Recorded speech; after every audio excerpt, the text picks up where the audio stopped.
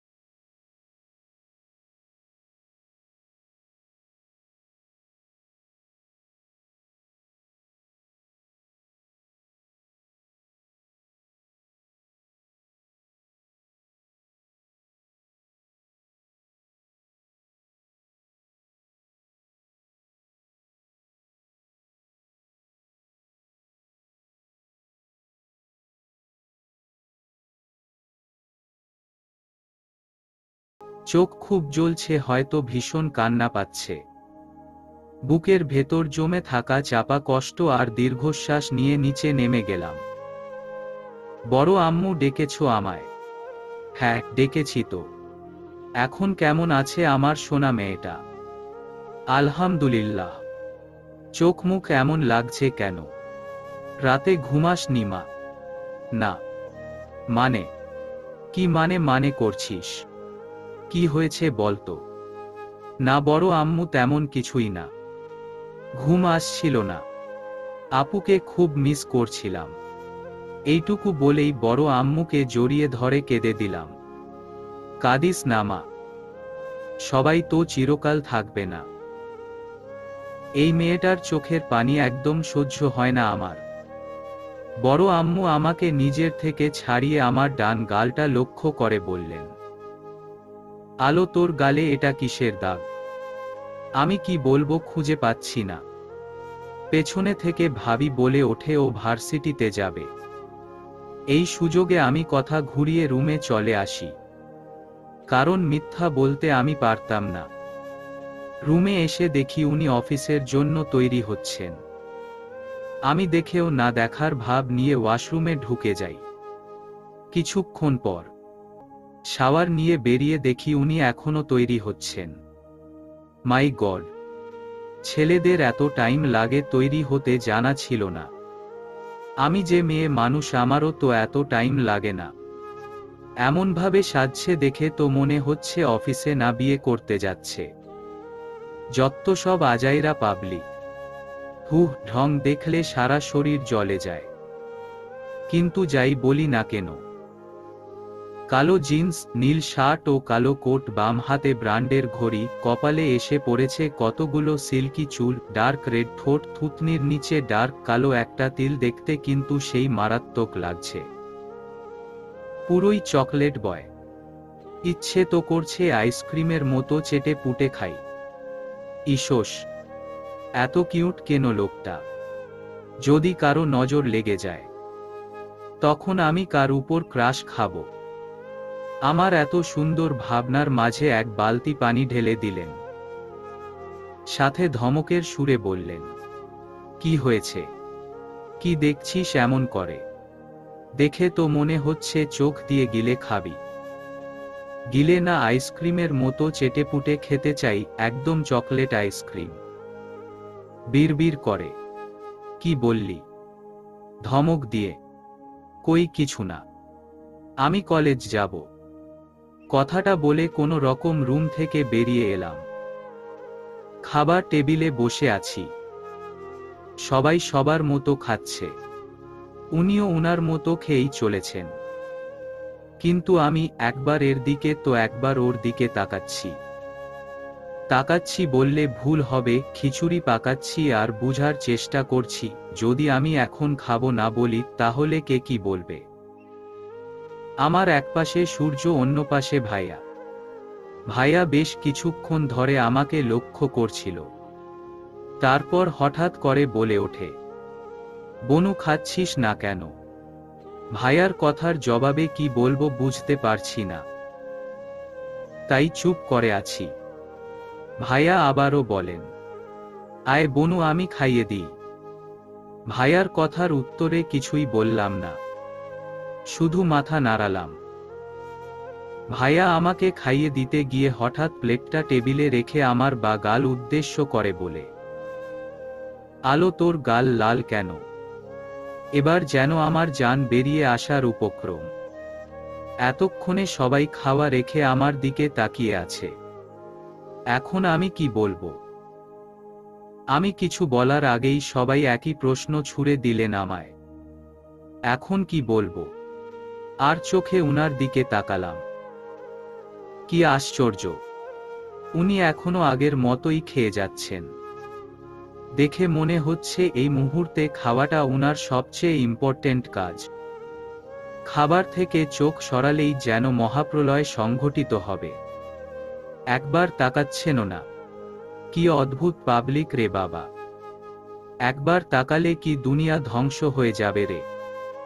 ইচ্ছে তো করছে এক ধাক্কা দিয়ে চেয়ার থেকে ফেলে দিই। অসভ্য লোক কোথাকার।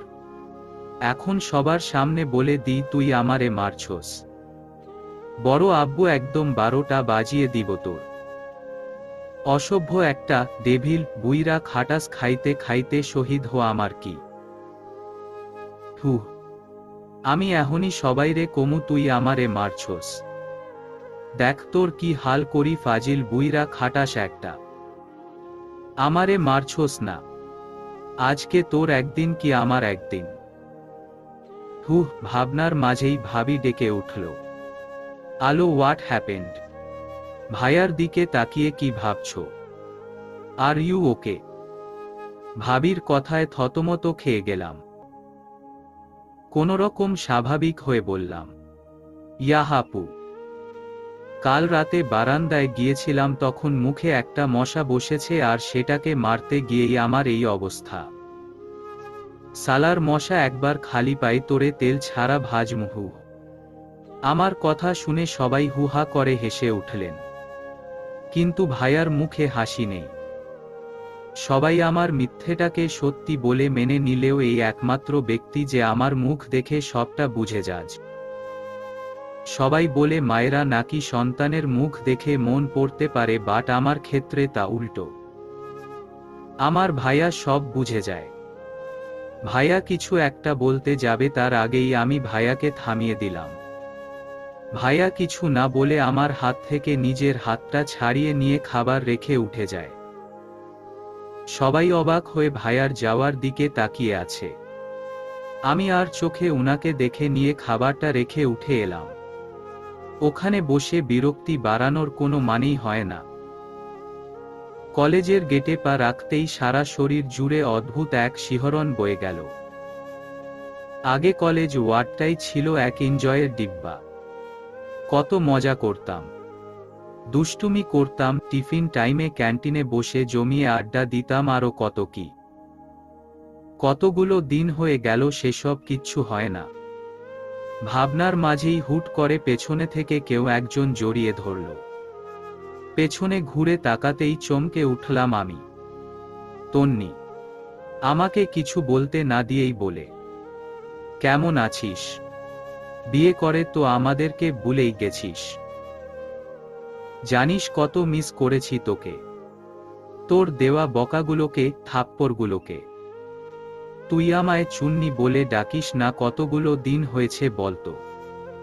কত মিস করতাম তোর কোনো ধারণা আছে? অ্যাটলিস্ট একটাবার ফোন তো করতে পারতি। আমি একদৃষ্টিতে তন্নির দিকে তাকিয়ে আছি। ওর কথাগুলো ছিল খুবই আবেগপ্রবণ। ওর বলা প্রতিটা কথায় প্রকাশ পেয়েছে আমার প্রতি ওর হাজারটা অভিযোগ। ও তো ঠিকই বলেছে, এতগুলো দিনে একটিবারের জন্য ওর খবর নেইনি।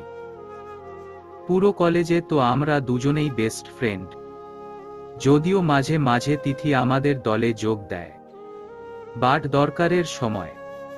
তন্নির কথায় ধ্যান ভাঙল আমার। কিরে, কথা বলবি না? প্লিজ একটু কথা বল। কতদিন তোর সাথে জমিয়ে আড্ডা দেই না বলতো। টলমল চোখে, প্রয়োজনে আমাকে মার, তাও একটু কথা বল আলো প্লিজ।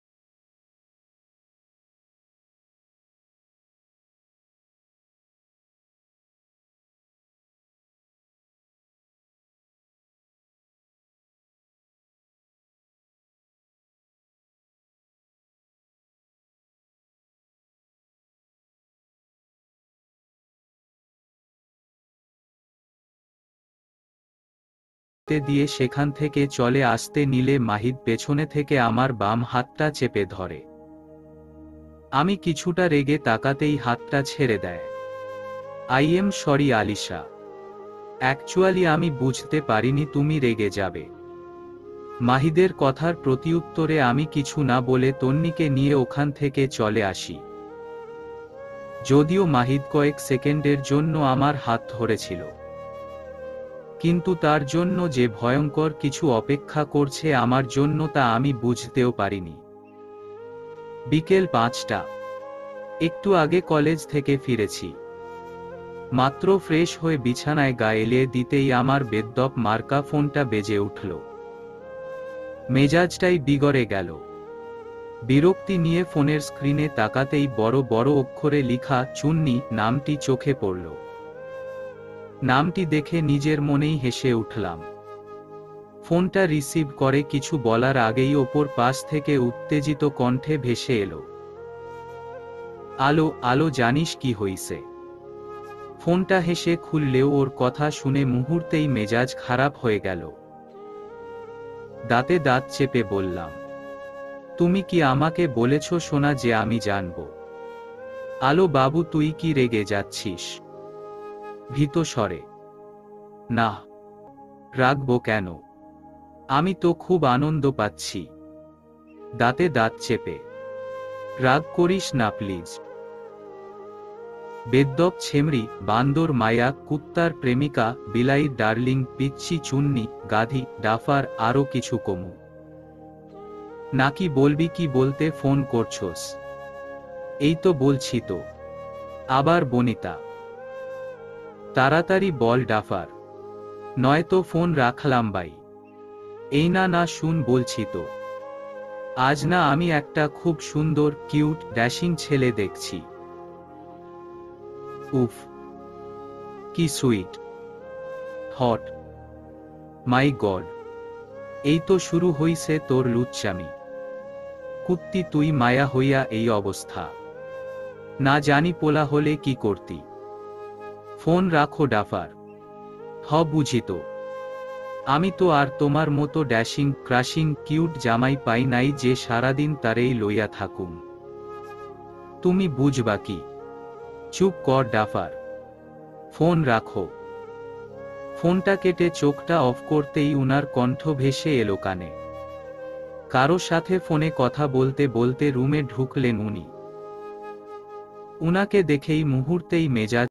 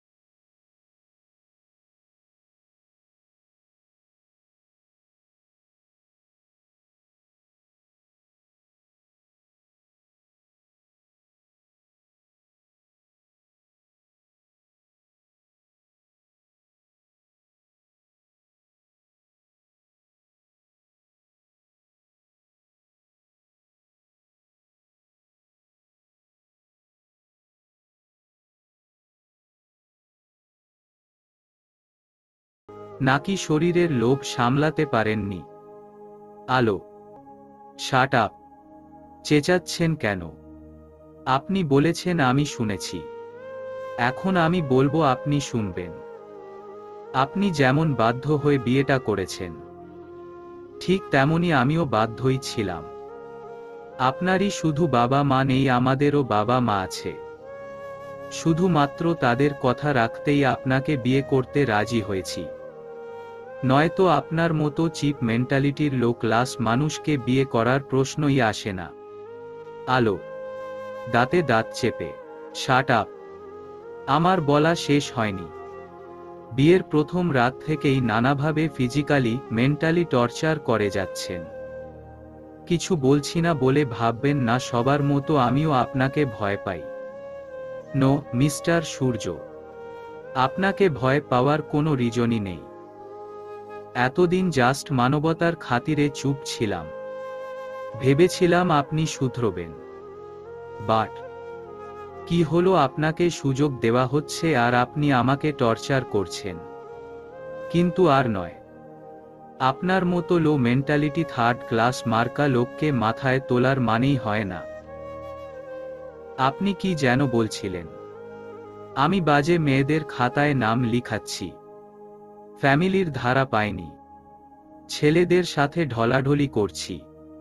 আমি মোটেও নিজেকে বাজে মেয়েদের কাতারে সামিল করছি না। আর আমি আমার ফ্যামিলির ধারাই পেয়েছি। আর না আমি কোনো ছেলের সাথে ঢলাঢলি করছি। আর আমার মা বাবাও আমাকে ঠিক শিক্ষাই দিয়েছে। তা নিয়ে আপনাকে না ভাবলেও চলবে।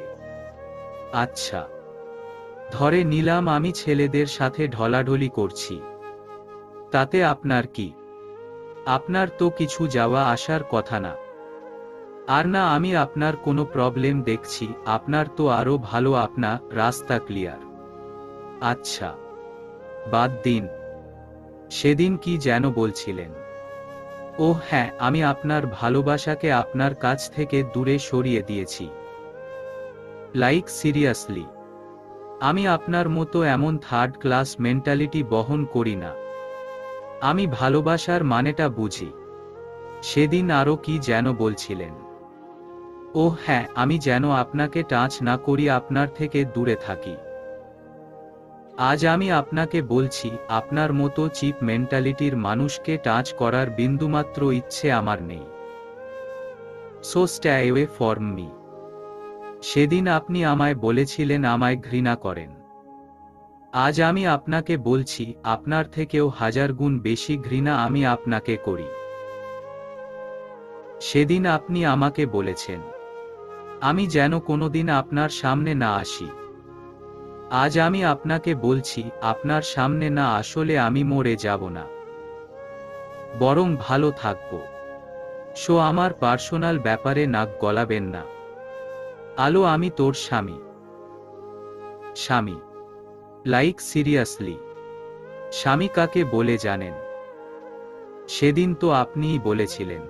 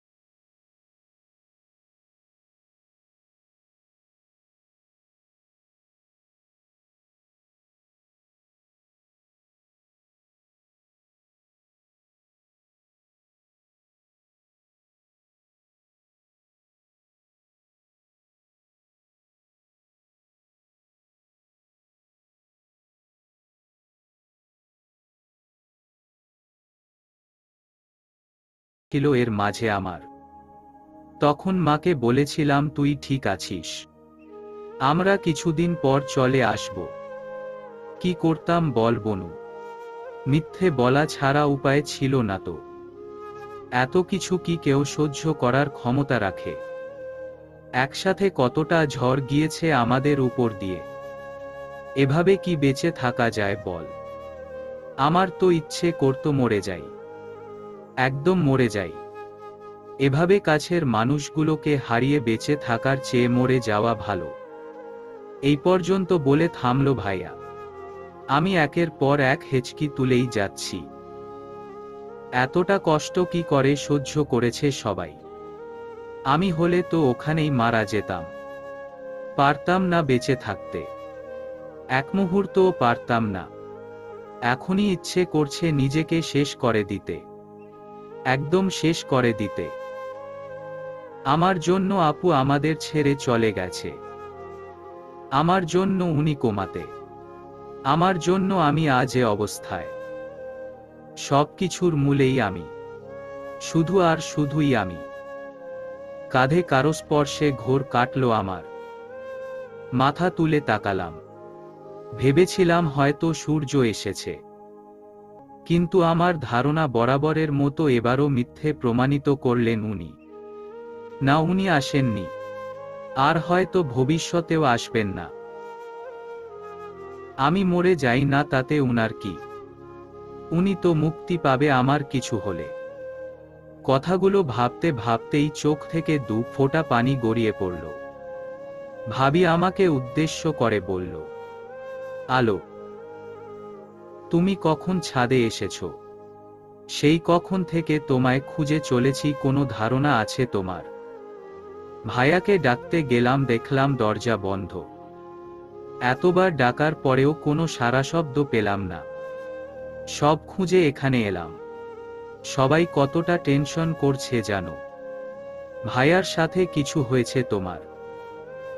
না আপু, কি হবে? তাহলে এখানে একা বসে আছো কেন? চলো নিচে চলো। কথাটা বলে আমার হাত ধরে তোলার সময় কাটা জায়গায় ভাবির হাত লাগতেই আমি ব্যথায় কুঁকড়ে উঠি। না চাইতেও মুখ থেকে বেরিয়ে এলো আহ। সাথে সাথে ভাবি পেছনে ফিরে তাকালো, ফোনের টর্চটা অন করে আমার হাতে ধরল, ধমকের সুরে বলল, হোয়াট দ্য হেল আলো? হাত এতটা কি করে কাটলো? আর হাতে কিছু লাগাওনি কেন?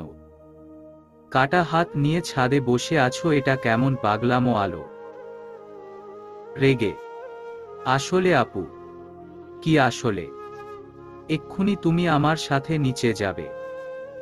আমাকে কিছু না বলে এক প্রকার টেনে হিচড়ে নিচে নিয়ে গেল ভাবি। সোজা নিয়ে ড্রয়িং রুমে সবার সামনে দাঁড়ালো।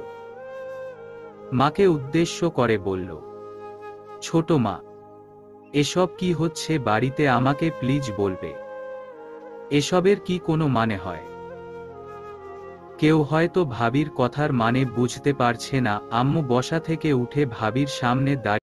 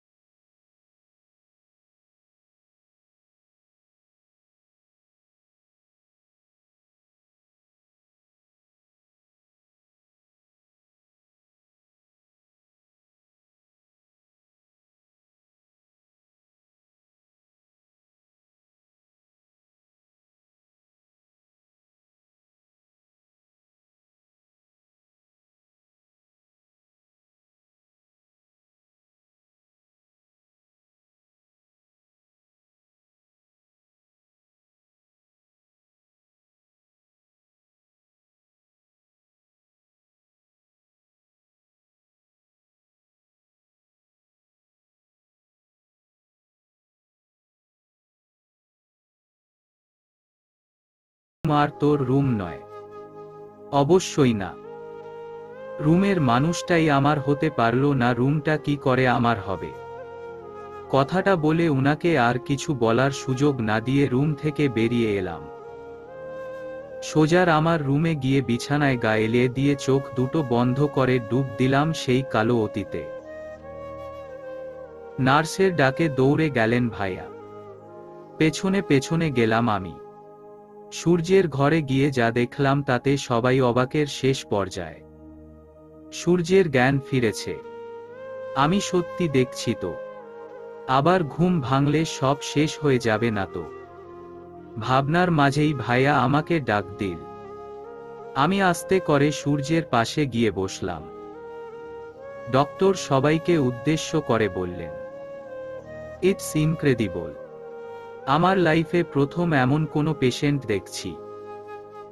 সাধারণত খুব কম সংখ্যক মানুষ কোমা থেকে ফিরতে পারে, আর এত কম সময় তা তো অসম্ভব। আর তাছাড়া এই 6 মাসে আপনারা কম ট্রাই করেননি সূর্যের জ্ঞান ফেরানোর জন্য, ওকে সাধারণ লাইফে ফিরিয়ে আনার জন্য। বাট ওর কোনো রেসপন্স পাইনি। আমরা তো ভেবেই নিয়েছিলাম ও হয়তো কখনোই কোমা থেকে বের হবে না। বাট তা সম্পূর্ণ ভুল। আজ আলো আসতে না আসতেই ওর জ্ঞান ফিরেছে। হ্যাঁ, আলোই পারবে ওকে স্বাভাবিক জীবনে ফেরাতে। ওর মাঝেই আছে সূর্যের জীবনের আলো।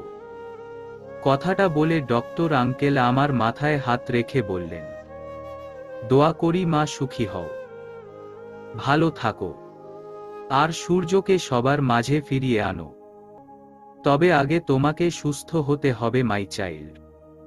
জবাবে আমি কিছু বললাম না, শুধু মুচকি হাসলাম। আজ প্রায় 2 মাস কেটে গেছে। এখন আমি আর উনি দুজনেই অনেকটা সুস্থ। এই 2 মাসে অনেক ঝড় ঝাপটা গেছে আমার উপর দিয়ে। সারাক্ষণ ওনার সাথে থাকতে হতো। উনাকে খাওয়ানো থেকে ঘুম পাড়ানো, মেডিসিন দেওয়া সব আমার করতে হয়েছে। বলতে গেলে এই 2 মাস উনি আমাকে ছাড়া কিছুই বুঝেননি। সব কাজে আমাকেই চাই। সারাদিন উনাকে সামলে রাতে ঘুম পাড়িয়ে একটু আধটু পড়তাম। সর্বোচ্চ 3-4 ঘন্টা ঘুম হতো আমার। দিন শেষে খুব কষ্ট হতো, ক্লান্ত লাগতো। বাট উনার মায়া ভরা মুখ আর ডক্টরের কথাগুলো মনে করে সব হাসি মুখে মেনে নিতাম। কিন্তু ভাবিনি পরিণাম এতটা খারাপ হবে। আজ আমাদের বিয়ে। বাড়ির সবাই চায় সূর্য আমাকে নিয়ে পড়াশোনা, অফিস এসব নিয়ে ব্যস্ত থাকুক। বিয়েটা হলে হয়তো উনি ব্যস্ত থাকতে পারবেন, আর এসবের চাপে আপুকে ভুলে মুভ অন করবেন। কিন্তু সবার ধারণা পাল্টে যাবে কেউ ভাবেনি। সকাল 10:15 পুরো বাড়ি সাজানো হচ্ছে। মূলত ঘরোয়া ভাবেই বিয়েটা হচ্ছে, কারণ আমি এখনো ছোট। এইচএসসি এক্সাম সামনে, পড়াশোনার খুব চাপ। বড় করে অনুষ্ঠান করার সময় নেই। তাই আপাতত বিয়েটা পড়িয়ে রাখবে, পরে বড় করে অনুষ্ঠান করবে। সন্ধ্যা 7টায় বিয়ে। সকাল থেকে সবাই নানা কাজে ব্যস্ত। আমাকে সময় দেওয়ার মতো কেউ নেই। ভাইয়াকেও দেখতে পাচ্ছি না। মেজাজ আমার 49। ইচ্ছা করছে সব কটার মাথায় নারিকেল ফালাই। সকাল থেকে ওই সূর্যের বাচ্চার সাথেও দেখা হয়নি। দেখা হলে ভালো হতো, একটু ঝগড়া করতাম। অ্যাট লিস্ট আমার মুডটা ঠিক থাকতো, বিরক্ত লাগতো না। ইচ্ছে তো করছে খুঁজে এনে ঝগড়া করি। অসভ্য লোক একটা। হঠাৎ ভাবি পেছনে থেকে ডেকে বলল,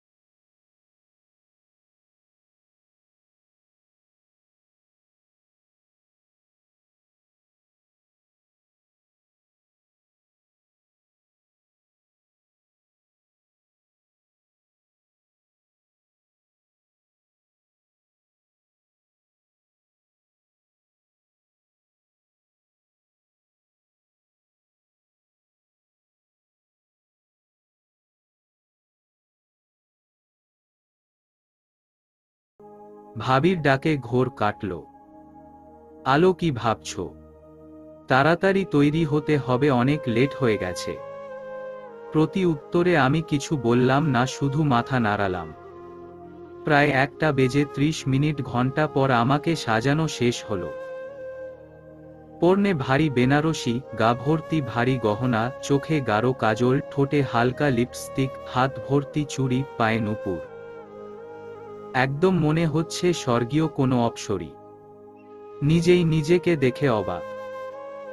সত্যিই আমি এত সুন্দর, নাকি আমার কাছেই মনে হচ্ছে? ভাবনার মাঝেই ভাবি বলে ওঠে, মাশাআল্লাহ, আমাদের পিচ্চি আলোকে কত সুন্দর লাগছে। একদম স্বর্গীয় কোনো অপ্সরা। হ্যাঁ আপু, আপনি ঠিক বলছেন। আমি লজ্জায় মাথা নামিয়ে ফেললাম। রাত 8:15, একটু আগেই বিয়ের পর্ব শেষ হয়েছে। ভাবি আর আমার আরও দুজন কাজিন আমাকে ফুলে ঘেরা বাসরে বসিয়ে দিয়ে গেল। তারপর থেকেই অপেক্ষা। জানি না এই অপেক্ষা আদৌ শেষ হবে কিনা। আর তারপর থেকে তো সবই আপনাদের জানা। আজ প্রায় 6 দিন হলো উনাকে ইগনোর করছি। সাধারণ ইগনোর নয়, চোখে লাগার মতো ইগনোর করছি। উনার থেকে 100 হাত দূরে থাকছি। যেখানেই উনাকে দেখছি সেখান থেকেই চলে আসছি। গত 3 দিন তো টোটালি দেখা হচ্ছে না আমাদের। যদিও আমার ভীষণ কষ্ট হচ্ছে, উনাকে দেখতে পারছি না, ঝগড়া করতে পারছি না। ভীষণ মিস করছি এসব কিছু। কিন্তু ইগো বলে একটা শব্দ আছে না? আমার আবার ইগোটা বেশি। কিন্তু আমার কাছে এটা যথেষ্ট। একটা মানুষের আর কিছু থাক বা না থাক, সেলফ রেসপেক্টটা থাকা প্রয়োজন। আর আমার এই জিনিসটা যথেষ্ট আছে। তাই তো শত কষ্টের পরেও বুকে পাথর বেঁধে উনাকে ইগনোর করছি। উনি আমাকে এত অপমান করেছে, তারপরেও কেন চেয়ে উনার কাছে নিজেকে ছোট করব? বারবার নিজেকে মহৎ প্রমাণ করার কোনো ইচ্ছে আমার নেই। এটা তো কোনো কালেই আমি করব না। 2 দিন বাদে এক্সাম শুরু, পড়াশোনা নিয়ে অনেক টেনশনে আছি। অনেকটা পিছিয়ে গেছি। না জানি রেজাল্ট কি হয়। খুব ভয় আছি। রেজাল্ট যদি খারাপ হয়, আমার মেডিকেলে চান্স পাওয়া অসম্ভব। কি করব, মাথা কাজ করছে না। রাত 10:22। সবাই খাবার টেবিলে বসে আছি। কিছুক্ষণের মাঝেই সবাই খাওয়া শুরু করলেন। 1 মাস পরে আজ উনাকে দেখলাম। মুখটা কতটা শুকিয়ে গেছে। মনে হয় কতটা রাত নির্ঘুম কাটিয়েছে। চুলগুলো এলোমেলো, চোখ লাল। দেখে খুব মায়া হচ্ছে। আচ্ছা, উনি কি আপুর জন্য এখনো কাঁদেন? আমি খুব স্বার্থপর। কত সুন্দর, নিজের রাগটা বাঁচানোর জন্য একটা মানুষকে একা করে দিলাম। আমি ছাড়া উনি আগের জীবনে ফিরতে পারবে না জানার পরেও আমি কিভাবে উনাকে আবার সেই কালো অন্ধকারে ঠেলে দিলাম। ছি, আমি কতটা বাজে মেন্টালিটি বহন করি। আমি উনাকে বলছি চিপ মেন্টালিটি বহন করে। বাট আমি তো তার থেকেও বাজে। না, আজ থেকে যাই হোক ওনার সাথেই থাকবো। শুধু আর শুধুই উনার সাথে।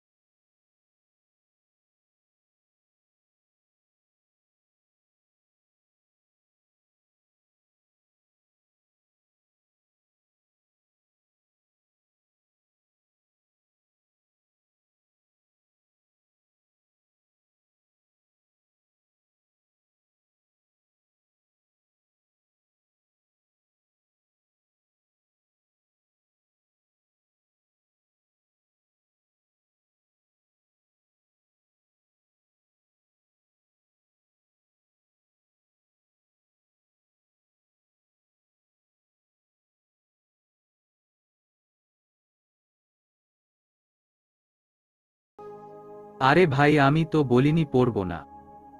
পড়ব, আগে রেস্ট নিয়ে নিই প্লিজ, না হলে একটুও পড়তে পারবো না। আমি তোকে এখন রেস্ট নিতে দিই আর তুই ঘুমা, তাই না? মানুষ এতটা নিষ্ঠুর কি করে হয় বলুন তো? আপনি খুব পচা। হ্যাঁ, আমি জানি আমি পচা, এবার পড়তে বয়, নয়তো সারা রাত জাগিয়ে রাখব। আচ্ছা, বসছি। কিন্তু আপনি নিচে আমার সাথে ওরকম করলেন কেন? আমি আবার কি করলাম? কেন জানেন না? আপনি সবার সামনে আমাকে আমাকে খাইয়ে দিলেন কেন? সবাই কি ভাবছে বলুন তো? যার যা ইচ্ছা ভাবুক, আমার কি? আমার যেটা মনে হয়েছে ওটাই করেছি। এখন তুই পড়বি সব কথা পড়ে। অবশেষে উনার অত্যাচারে বাধ্য হয়ে বই নিয়ে বসে পড়লাম, আর উনি ল্যাপটপ নিয়ে আমার পাশে বসে পড়লেন। পড়তে পড়তে বইয়ের উপরই শুয়ে পড়েছিলাম। হঠাৎ কারো হেঁচকা টানে ঘুম ভেঙে গেল। ঘটনায় হকচকিয়ে আমি ঘুমু ঘুমু চোখে তাকাতেই সেই চিরচেনা মুখটি দেখতে পেলাম।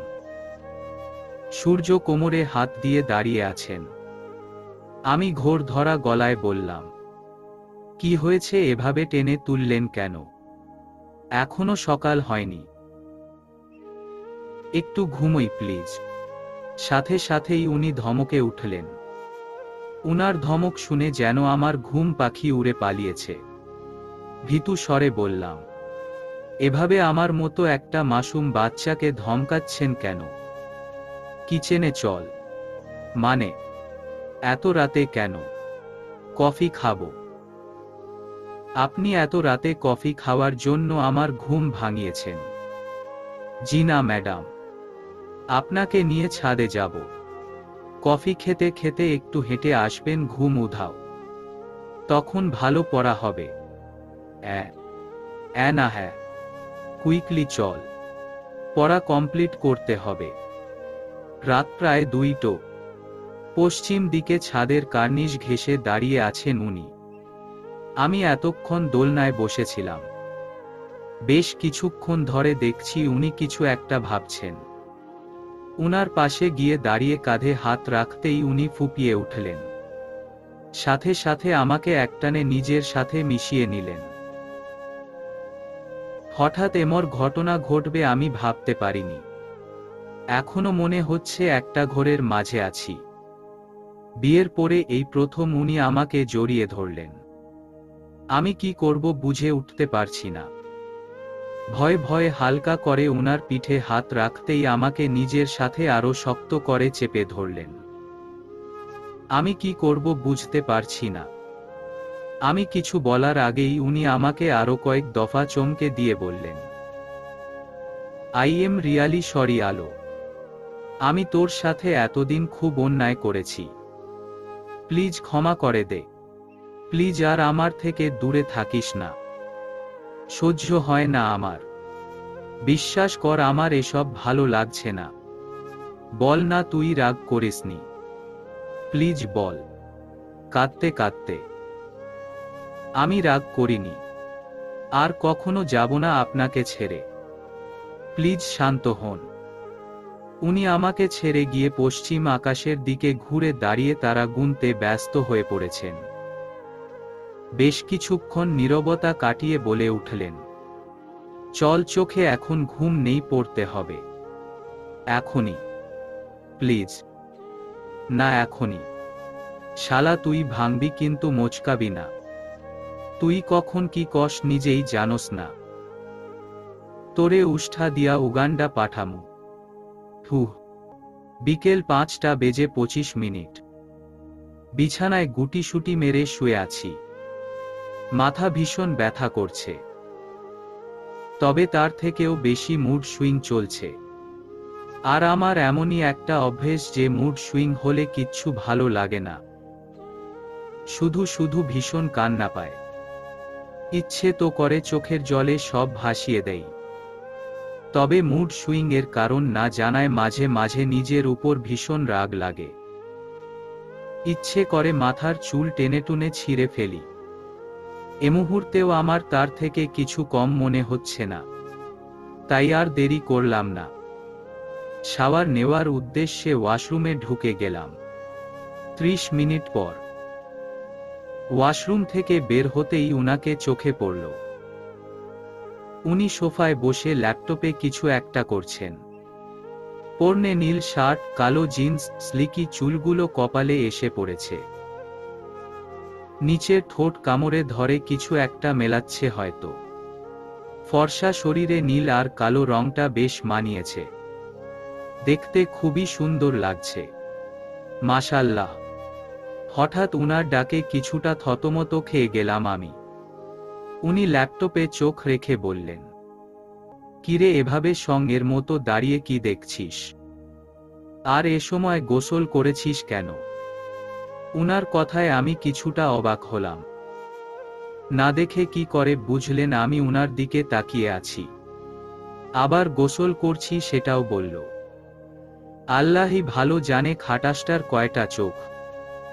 আমার কোনো জবাব না পেয়ে উনি ল্যাপটপে টেবিলে রেখে আমার সামনে এসে দাঁড়িয়ে বললেন, এই যে ম্যাডাম, কিছু জিজ্ঞাসা করেছি। আমি মাথা নেড়ে জবাব দিলাম, যার অর্থ হ্যাঁ। আমাকে মাথা নাড়তে দেখে উনি আবার বললেন, কিরে বোবার মতো মাথা ঝাঁকাচ্ছিস কেন? এবার আমি মুখ খুললাম। কিছুটা রেগে বললাম, আপনি আমাকে বোবা বললেন। আমি তোকে বোবা বলবো কেন? আমি তো তোকে বোবার মতো বলেছি। এইটুকু বলেই রুম কাঁপিয়ে হেসে উঠলেন উনি। উনার হাসি দেখে রাগে আমার সারা শরীর জ্বলে গেল। ইচ্ছা তো করছে এই ব্যাটা বজ্জাতটাকে উষ্টা মেরে উগান্ডা পাঠিয়ে দিই। ব্যাটা খচ্চর, আস্ত খাটাস একটা। আমার মতো একটা মাসুম বাচ্চার পিছনে এমনে লাগোস কেন? দেখে নিস তোর ভালো হইব না।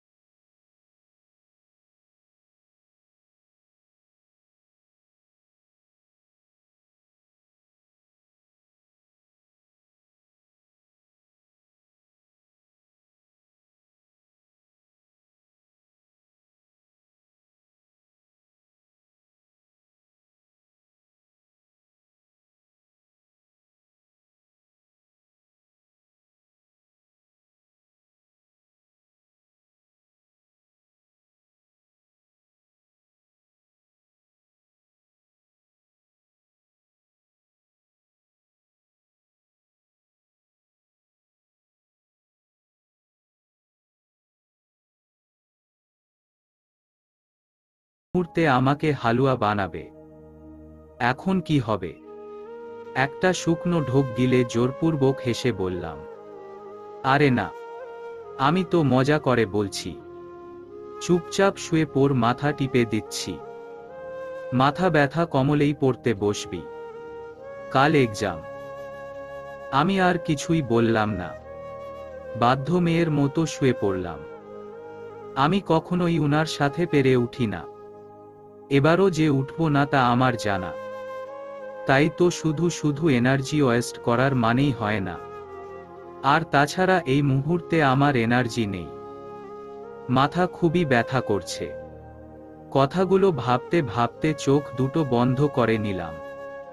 উনি মাথা টিপে দিচ্ছেন। ইস, কি শান্তি! কতজন স্ত্রীর সৌভাগ্য হয় স্বামীর সেবা পাওয়ার। হোক না সে আমাকে ভালোবাসে না, তাতে কি? আমার জন্য ভাবে, সে কেয়ার করে, এটাই অনেক বড় পাওয়া। অনেকে তো এইটুকুও পায় না। সেই হিসেবে আমি খুবই ভাগ্যবতী। কথাগুলো ভাবতে ভাবতে ঘুমের রাজ্যে পাড়ি জমালাম। রাত 12:25। খুব মন দিয়ে পড়ছিলাম। পড়তে পড়তে ক্লান্ত হয়ে বিছানায় গা এলিয়ে দিতেই চোখে ভর করল রাজ্যের সকল ঘুম। না চাইতেও ঘুমিয়ে পড়লাম। হঠাৎ কারো রাম ধমকে লাফ দিয়ে উঠে বসলাম। ধমকটা কে দিতে পারে আমার জানা, তবুও ভয়ে ভয়ে উনার দিকে তাকাতেই আমার আত্মা শুকিয়ে গেছে। উনি প্রচণ্ড রেগে আমার দিকে তাকিয়ে আছেন। আমি কোনো রকম একটা শুকনো ঢোক গিলে কিছু বলতে যাব তার আগেই আরেক দফা চেঁচিয়ে উঠলেন উনি, তোর সমস্যাটা কি? সেই 4 ঘন্টা ঘুমিয়েও তোর ঘুম পুড়েনি, আবার ঘুমোচ্ছিস? আচ্ছা, তোর কি এক্সাম নিয়ে কোনো টেনশন আছে আলো? আমার তো মনে হচ্ছে না। মানুষ এতটা কেয়ারলেস কি করে হয়? তুই নাকি মেডিকেলে পড়বি? এই পড়াশোনা দিয়ে আর মেডিকেলে চান্স পেতে হবে না। আ আ আসলে কি? আসলে খুব টায়ার্ড লাগছিল, তাই বিশ্রাম নেওয়ার জন্য বিছানায় গা এলিয়ে দিতে চোখটা লেগে আসলো। আর এতেই আপনি এসে দিলেন এক ধমক। একটু ঘুমোতেও পারলাম না, এত সুন্দর ঘুমটা ভাঙিয়ে দিলেন। আপনি আসলেই একটা বুইড়া খাটাস। কি বললি আমাকে? ক ক কই কিছু না। যা, হাত মুখে পানি দিয়ে আয়। ছাদে যাব। এত রাতে ছাদে? ভূতে ধরবে তো। আমি যাব না বাবা, আপনি যান। চুপ, একদম চুপ। সায়েন্সের স্টুডেন্ট হয়ে ভূতে বিশ্বাস করে ডাফার একটা। ভূত বলতে কিছু হয় না, যা আছে সব জিন। এবার যেন আমি কেঁদে দিব। বলে কি জিন? জিন তো আরো সাংঘাতিক। না না, ছাদে যাওয়া যাবে না। উনার ঘাড়েও নিশ্চিত জিন ভর করেছে। ছোটবেলায় শুনেছি জিন ভর করলে মানুষ আবোল তাবোল বকে। মাঝরাতে বাহিরে ছাদে যেতে চায়, অল্পতে রেগে যায়। তার মানে সত্যি উনার ঘাড়ে জিনে ভর করল। এখন আমার কি হবে যদি আমাকে মেরে ফেলে? আম্মু, কই তুমি? কথাগুলো ভাবতেই কান্না পাচ্ছে আমার। আমার ভাবনার মাঝে আরেকটা ধমক পড়ল আমার উপর। জীবনটাই তেজপাতা আমার। এই ডাফার, এখনো বসে আছিস কেন? যা, ফ্রেশ হয়ে আয়। আপনি কে? মানে, এটা কেমন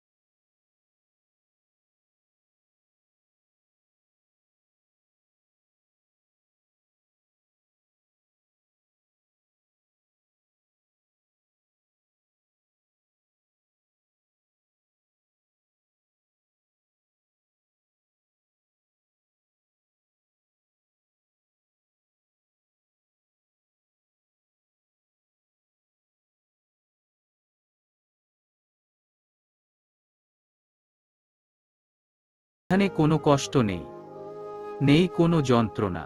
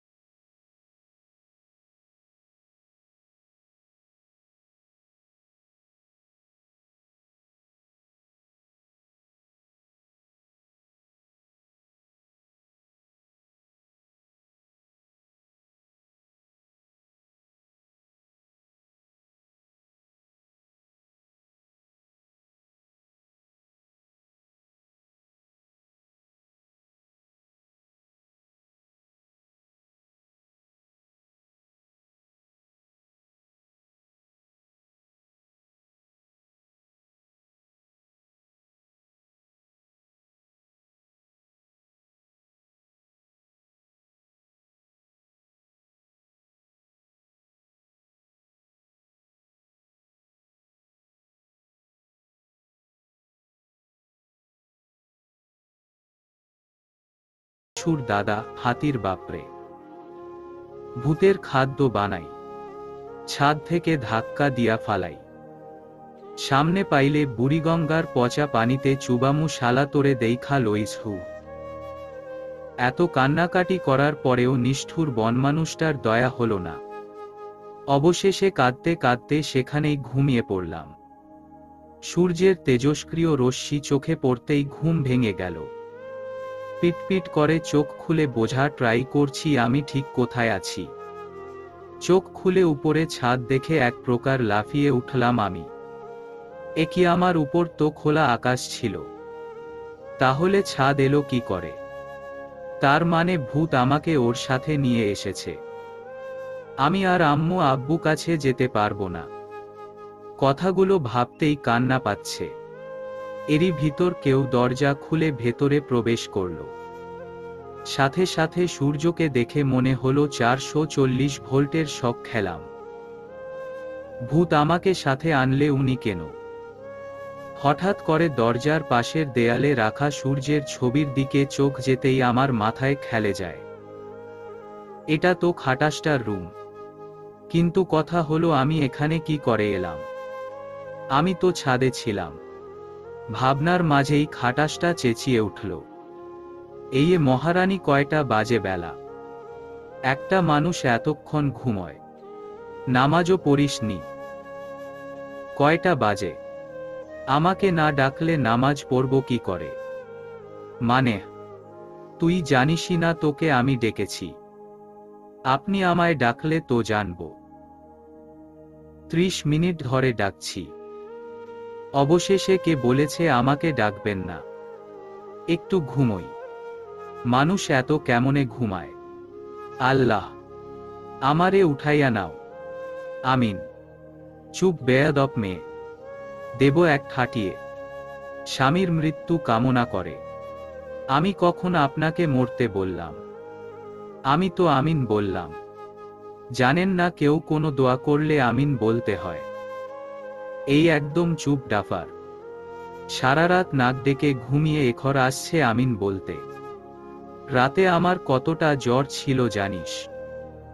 এতটা জ্বর নিয়েও তোর মাথা টিপে দিতে হয়েছে। কি? কখন? আপনি আমার মাথা কেন টিপবেন? আমি বলেছি টিপতে।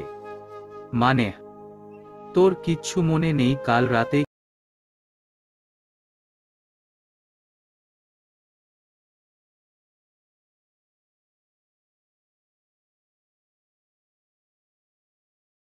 কি খাবো?